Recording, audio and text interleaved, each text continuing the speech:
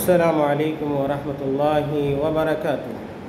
الحمدللہ رب العالمین والعاقبۃ للمتقین والصلاة والسلام علی اشرف الانبیاء والمرسلین نبینا محمد صلی اللہ علیہ وسلم وعلی آلہ وصحابہ اجمعین وبعد۔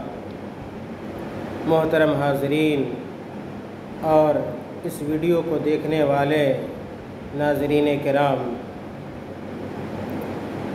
اللہ رب العالمین نے قرآن مقدس کے ارشاد فرمایا، یا ایھا الذین آمنوا کتب علیکم الصیام کما کتب علی الذین من قبلکم لعلکم تتقون، کہ اے وہ لوگوں جو ایمان لائے ہو، اللہ رب العالمین نے تمہارے اوپر روزہ اسی طرح فرض کیا ہے جس طرح تم سے قبل لوگوں پر روزہ فرض کیا گیا تھا۔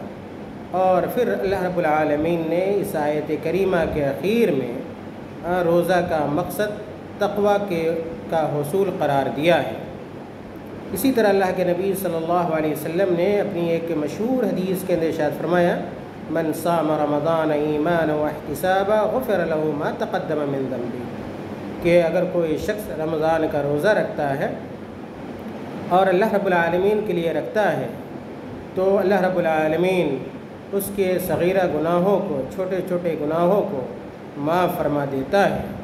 محترم ناظرین، مذکورہ آیت اور اسی طرح جو حدیث میں نے آپ کے سامنے پڑھی ہے، اس کا تقاضا یہ ہے کہ ایک مسلمان رمضان کا روزہ رکھے، اور رمضان کا روزہ ہر عاقل و بالغ مسلمان کے اوپر فرض ہے، اور بلا عذر شرعی کے روزہ چھوڑنا کبیرہ گناہ ہے۔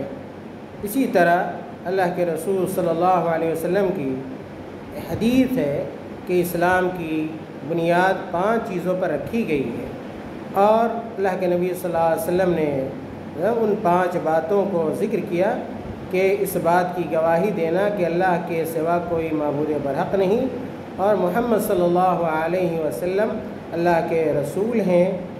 دوسری چیز نماز قائم کرنا، تیسری چیز زکوٰۃ دینا، چوتھی چیز بیت اللہ کا حج کرنا، اور 5ویں چیز رمضان کے روزے رکھنا۔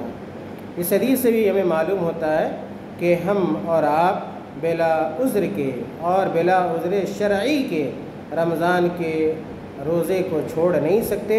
اگر کوئی آدمی، کوئی مسلمان جان بوجھ کر رمضان کا روزہ چھوڑتا ہے تو وہ گناہ کبیرہ کا ارتکاب کرتا ہے، اور رمضان کے روزے کے علاوہ بھی نفلی روزوں کی بڑی فضیلت ہے۔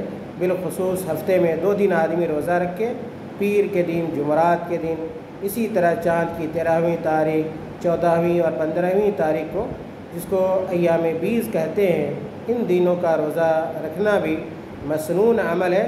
اسی طرح عرفہ کا روزہ، عاشورہ کا روزہ، اور اسی طرح شعبان کے 6 روزے، یہ ایسے روزے ہیں جن کی فضیلت حدیث کے اندر موجود ہے۔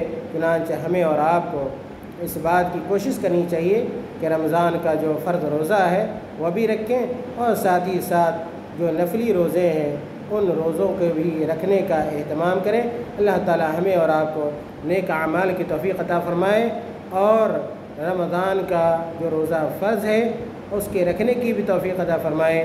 آمین۔ وآخر دعوانا الحمدللہ رب العالمین۔